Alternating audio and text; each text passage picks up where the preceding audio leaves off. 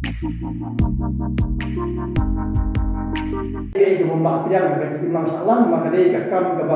ini press ki aikam ni bon ba ki kon semla to jela juni bat kadelo ka silam banaji kai ye ki Nongthoh Khubor ki beran supas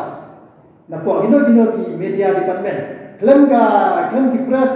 kuma pi gumne ki namyo ji kai bat ki wale research kino kono ki namyo ka paper bala ban pas ke PhD ni tai di ban suben ban jiko ki press ki badon hamne kalong ye ka kam Riewkhlaw jong ki tu di Beiñ ham tam yo i to buat kum aktivis na sukta ru ladanga ko aban kamai bisa jela de ade bele itu mentangan tu ahli asan ngale ati ayo pun bagi ati ayo dengan kuat ban kelai de ku youtuber namar ga kamai marwe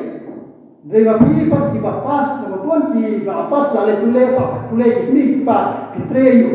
ya treyu di press di khususi longga aktivis na sukta adu tata baudon gue no ilam je gue sing pertei ban suben ye pi Nongthoh Khubor kata de ke bom la priam abadan ki cimakla kalat tuna ujo po press council of India kenapa pada antip ke mano kade mano balai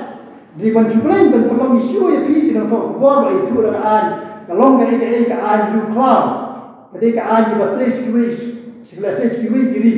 pada Meghalaya ban suben ban suko ban pelong isu ye Nongthoh Khubor lem da pendi ke Indonesia lem da ujo ta press council of India kade kam Riewkhlaw do itu binu lam ba pendi Jinglong Dum Jinglong Riewkhlaw Jinglong Nongthoh ya ke ikhtiar jong Nongthoh Khubor ba itu da sekarang dia boleh